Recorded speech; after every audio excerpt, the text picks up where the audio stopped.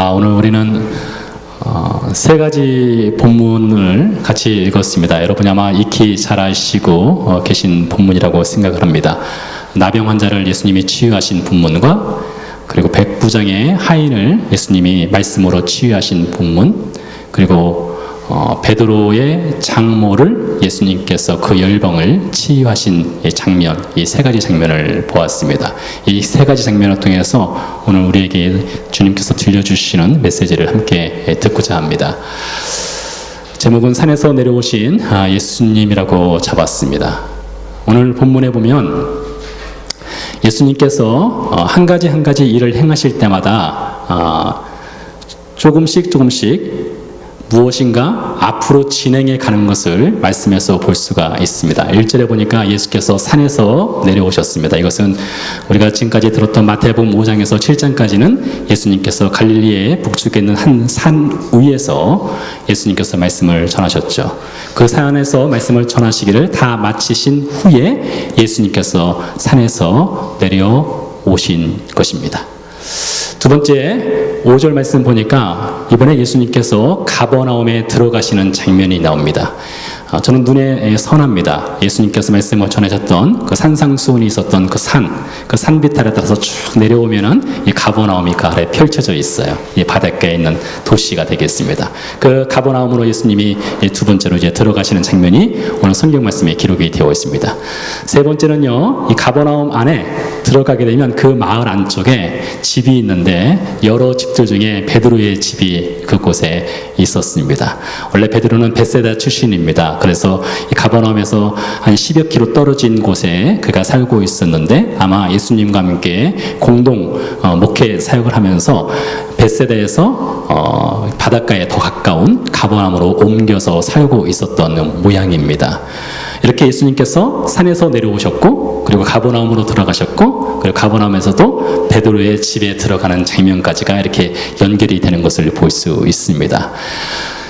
산에서 내려오신 예수님이 나병 환자를 만나고 백부장을 만나고 베드로의 장모를 고쳐주는 장면을 만나는 것을 보면은 산에 있는 예수님보다 삶의 현장으로 들어가시는 예수님을 볼 수가 있습니다. 저는 시장을 개인적으로 굉장히 좋아합니다. 제가 고등학교 다닐 때에 제가 다니던 학교에서 집을 가기 위해서는 시장 골목을 통과를 해서 버스를 타는 일이 많았습니다. 저는 일부러 시장을 또 많이 찾아가기도 했습니다. 특별히 주말이 되면은 이 시장 골목을 지나가는 것을 굉장히 좋아했어요. 왜 그런가 하면 이 시장에 가면 사람들의 삶의 그 향기가 느껴져요. 열기가 느껴져요. 여러분 그렇지 않습니까? 이 시장, 옛날 재래시장 여러분 아시겠지만 재래시장 가면은 물건 파는 사람들, 물건 사는 사람들, 흥정하는 사람들, 가끔 싸우는 사람들, 술 먹고 주정 부리는 사람들도 있고 많은 사람들을 볼 수 있지 않습니까? 그런 것을 보면서 저는 삶에 무엇인가 샘솟듯하는 그 열기가 삶의 향기가 느껴지는 것을 경험을 했습니다. 고등학교 때 이 개똥 철학이라고 할 수 있는 그런 시간이었던 것 같아요. 근데 실제로 저는 지금도 시장을 굉장히 좋아합니다. 예수님께서 이 삶의 시장 골목 안으로 내려오셨는데 이 시장 골목 안에 있는 이 삶의 현장은 겉으로 보기에는 웃고 소리를 지르고 떠들고 무엇인가 열기가 있는 것 같지만 그 삶의 현장 깊숙이 안으로 들어가면 들어갈수록 보이지 않았던 삶의 문제들을 만나게 되죠. 여러분 지난 한 주간뿐만 아니라 지난 한 해 혹은 여러분 인생을 살아오면서 여러분의 삶의 문제가 한 번도 없었다. 그런 인생은 아마 없을 것입니다. 저에게도 삶의 문제들이 무수하게 있어 왔습니다. 아마 여러분에게도 마찬가지일 겁니다. 제가 오늘 아침에 이 차를 타고 오면서 제 처한테 이런 얘기를 했어요. 우리가 하림이한테 참 좋은 결정을 한 것 같다. 이렇게 얘기를 했습니다. 그랬더니 제 처가 하는 말이 군대 보낸 것 그건 알아서 간 거지 이렇게 얘기를 하더라고요.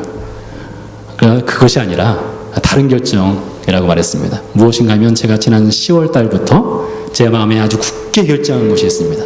제가 겉보기에는 이렇게 온유해 보여도 제가 화를 막 참지 못하는 성격입니다. 그래서 하림이 오고 무엇인가 코드가 안 맞으면 저도 화를 막 내고 하림이도 화를 팍 내서 불꽃이 퍽퍽 튈 때가 종종 있었어요. 근데 지난 10월 달에 제가 결정을 내렸습니다. 하림아, 내가 다시는 너한테 어떤 일이 있어도 내가 너한테 큰 소리를 안 지르기로 작정을 했다. 이건 내가 평생 내가 지키마. 이렇게 이야기를 했습니다.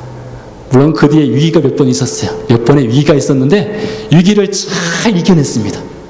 잘 이겨냈어요. 그랬더니 제 마음이 너무나 행복한 거예요. 하림이도 마찬가지. 하림이도 이제 젊으니까 굴곡질 때가 있지 않습니까? 업앤다운이 있어요.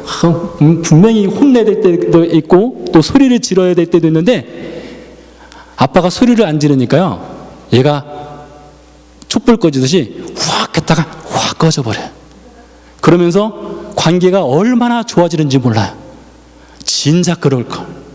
그 별거 아닌 거 가지고 이기겠다고 소리 지르고 싸우고 하는 것, 뭘 그렇게 했는가, 이렇게 생각이 될 정도입니다. 참 잘 결정한 것 같아요. 그러니까 저도 여러분 보이지 않게 가정에서 삶의 문제가 있는 사람입니다. 지금까지 살아오면서 여러 가지 문제들이 저에게 있었습니다. 아마 여러분도 마찬가지일 거예요. 삶에 여러 가지 문제들이 있을 텐데 그 문제들을 얼마나 예수님께 공개하고 있습니까? 오늘의 주제는 바로 그거예요. 여러분의 삶의 문제를 어느 정도까지 예수님께 내놓고 있는가, 이것입니다. 오늘 예수님께서 산에서 내려오셨을 때에 나병 환자를 만나셨습니다. 여러분, 성경에 보면 이 나병 환자라고 하는 것은 하나님께서 저주하신 질병으로 사람들은 생각을 했어요. 어떤 연유에서 나병에 걸렸는지 모르겠으나 나병에 걸리면 마을에서 격리된 삶을 살아야 했습니다. 아마 예수님께서 산에서 내려오셨을 때 오늘 말씀 보니까 수많은 사람들이 예수님을 뒤따랐다라고 말씀이 기록되어 있어요. 그런데 그 가운데 나병 환자가 예수님께 나아왔다고 되어 있습니다. 이건 굉장히 위험한 일입니다. 이 성경에 의하면, 또 유대 전통에 의하면 나병 환자들은 하나님의 저주를 받은 사람이기 때문에 마을 안으로 들어갈 수도 없고 사람들과 접촉할 수도 없고 사람들 가까이도 갈 수 없는 사람이 바로 나병 환자입니다. 그런데 그 나병 환자가 수많은 무리들 중에 있는 예수님께로 가까이 나아갔다는 것입니다. 그것은 그에게는 목숨을 거는 일이었습니다. 두 번째로 예수님께서 백부장을 만나게 되었습니다. 백부장이 예수님을 찾아왔습니다. 아주 유명한 이야기죠. 예수님께서 그 믿음을 칭찬했던 사람입니다.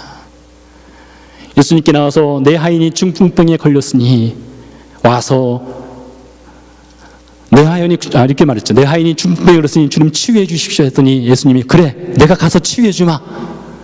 백부장이 이렇게 말하죠. 주님 오실 필요 없어요. 말씀만 하시면 됩니다. 그래서 예수님이 깜짝 놀랐다겠습니다. 그 믿음을 통해서요. 그 믿음을 칭찬하셨습니다. 이제 백부장을 만난 후에 누굴 만납니까? 예수님이 베드로의 베드로의 집에 들어가서 만나는 장면까지 연결되는 것을 볼 수가 있어요. 다 삶의 문제들이 있는 사람들입니다. 나병 환자도 삶의 문제가 있었죠. 백부장의 하인도 삶의 문제가 있었죠. 베드로의 장모도 열병이라고 했으니까 아마 그냥 감기 정도의 병은 아니었던 것 같아요. 굉장히 위험한 병이었던 것 같습니다. 그러니 질병의 문제가 있었습니다. 우리 겉보기에는 이렇게 웃고 싶은 삶을 살고 싶을 것입니다. 이것은 제가 여리고에서 찍은 사진인데요. 여리고에 내려가서 지금 저 뒤에 보이는 배경이 헤롯이 살았던 궁전터입니다. 기가 막히죠. 헤롯이 옛날에 살았던 궁전, 그렇게 유명한 헤롯이 살았던 궁전터가 다 허물어지고 남은 곳이 없어요. 참 인생 무상하다라는 생각이 들기도 했습니다. 그 앞에서 아이들이 저를 보면서 활짝 웃는 거예요. 저것을 보면서 저는 그 생각을 했어요. 인생이 참 저렇게 살았으면 좋겠지. 그렇게 어린 아이들이 참 인생에 커다란 고민이 없을 때 저렇게 활짝 웃는 것 같은 저 아이들, 여러분 그렇게 살고 싶지 않겠습니까? 누군들 저 인생 살고 싶지 않겠습니까? 늘 웃으며 기쁘며 행복한 삶 살고 싶지 않겠습니까? 인생 사진에 저런 사진만 있을 것 같지만 저 아이들의 발을 보시기 바랍니다. 그 아이들이 활짝 웃고 있을 때 그 아이들의 발을 보니 그 뜨거운 여름 태양볕 아래 40도를 육박하는 그 태양볕 아래 신발을 신고 있지 않았습니다. 6살, 7살, 잘해야 10살 먹은 아이들이죠. 근데 저 발은 이미 삶의 군살이 박혀있는 발이에요. 신발을 신지 못해서 삶의 군살이 이미 박혀 있습니다. 여기저기 상처가 나 있고 가시가 찔려 있고 살가죽이 부드럽지 않습니다. 여러분 그런 인생 살고 있지 않습니까? 살고 있지 않습니까? 얼굴은 웃는 것 같지만 여러분의 손과 발, 여러분의 얼굴에 있는 주름은 말하기를 나는 여전히 고통스럽습니다. 난 여전히 문제가 있습니다. 난 여전히 고난 속에 있습니다. 그것이 우리 인생 아니겠습니까? 그래서 인생은 문제투성입니다. 문제를 안고 우리는 평생 살아가고 있습니다. 제가 굉장히 좋아하는 사진입니다. 이건희 씨 제가 여름에서 찍은 사진인데요. 물에 메말라서 완전히 메말라 버린 땅입니다. 다 갈라져 버렸어요. 근데 저것은 단순히 땅이 아니에요. 어쩌면 저와 여러분의 삶의 문제로 갈라진 틈들입니다. 우리 삶의 여러 가지 삶의 문제로 인해서 갈라진 틈들이 보이지 않게 보이게 우리에게 있습니다. 그런 문제 어떻게 해결하겠습니까? 어쩌면 이 자리에 있는 어떤 분들은 그냥 갈라진 틈들이 아니라 완전히 무너져 내린 삶을 살아가고 있을지도 모르겠습니다. 이미 집이 무너져서 더 이상 살 수 없는 집이지만 어쩔 수 없이 그 길을 걸어가고 있는 분이 있을 수도 있어요.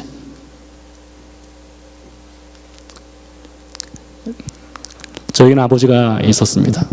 당연히 있어야 되죠.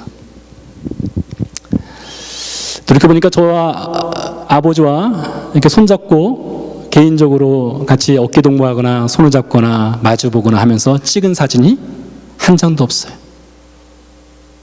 제가 기억나는 사진은 딱 한 장입니다. 1994년 제가 결혼했을 때 저희 아버지가 그 결혼식장에서 같이 저와 찍은 사진 한 장 그것뿐입니다. 그 뒤로는 사진을 한 번도 같이 찍지 못했습니다. 2003년에 저희 아버지께서 돌아가셨을 때 남긴 유품은 1994년 제 결혼식 때 신었던 딱 한 번 신었던 구두 하나였습니다. 선교지로 떠나기 전에 아버지는 돌아가셨고 아버지의 유품을 정리하면서 신발을 불에 태웠습니다. 한 11년 동안 저희 아버지께서 교통사고로 인해서 큰 고생을 하셨습니다. 걷지 못하셨고 말도 하지 못했고 하반신 불구로 살았습니다. 그러니 저에게는 큰 질문일 수밖에 없었습니다. 누구를 향한 질문이었느냐? 하나님을 향한 질문이었습니다. 하나님께 헌신했고 평생을 바치겠다고 했고 그리고 선교지로 나가기 직전. 그러나 아버지는 목회자가 되겠다고 하는 아들 앞에서 완전히 무너져 버린 인생을 살아간 것이었습니다. 아들이 태어났어도 손자가 태어났어도 손자 한 번 제대로 안아줄 수 없는 손녀가 태어났어도 마찬가지였죠. 그런 아버지를 놔두고 제가 하나님께 묻고 물었습니다. 저에게는 이것이 너무나 큰 문제였어요. 해결받고 싶은 문제였습니다. 의학적으로는 일어날 수 없는 상황입니다. 의술적으로는 아무리 의술이 뛰어나다 할지라도 벌떡 일으켜 세울 수 없는 그런 신체적 상황이었습니다. 그럼에도 불구하고 하나님의 강력한 기적을 요구하는 기도를 드리고 또 드렸습니다. 그러나 그 기도는 응답되지 않았습니다. 그렇다고 해서 제가 주님을 떠났느냐? 그렇지 않습니다. 오히려 주님과 더욱더 가까워질 수가 있었습니다. 왜 그럴까요? 오늘 나병 환자가 예수님께 나왔습니다. 그가 기대할 수 있는 것이 무엇이었을까요? 그가 기대할 수 있는 것은 오로지 하나입니다. 주님이 원하시면. 여러분, 이보다 더 아름다운 고백이 어디 있겠습니까? 얼마나 고침받고 싶겠어요.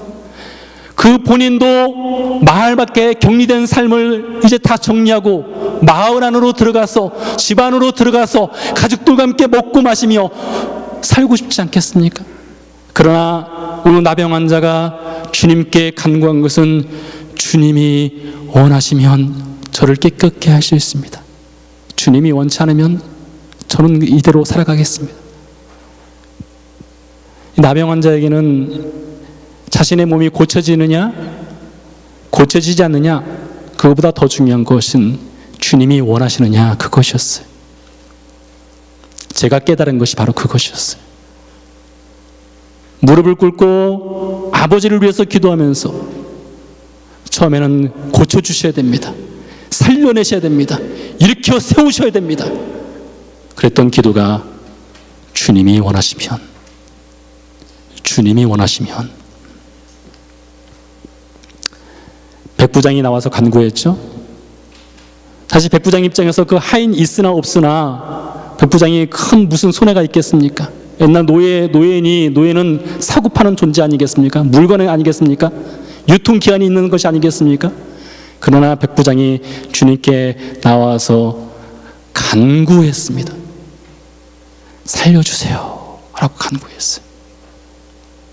그러니 그 백부장을 본 예수님이 얼마나 그 백부장의 마음을 사랑스럽게 여기겠습니까? 사람들이 귀신 들린 자를 예수님께 데려왔습니다. 여러분 잘 보세요. 이게요, 이 순서가 참 중요합니다. 나병으로부터 시작해가지고요, 나중에는 귀신 들린 자로 가요. 육신의 질병으로 시작해가지고요, 영적인 질병으로 들어갑니다. 여러분, 대부분 사람들은 예수님께 나올 때, 하나님께 나갈 때 삶의 문제를 갖고 나가는데 삶의 겉으로 보이는 문제들은 잘 갖고 나갑니다.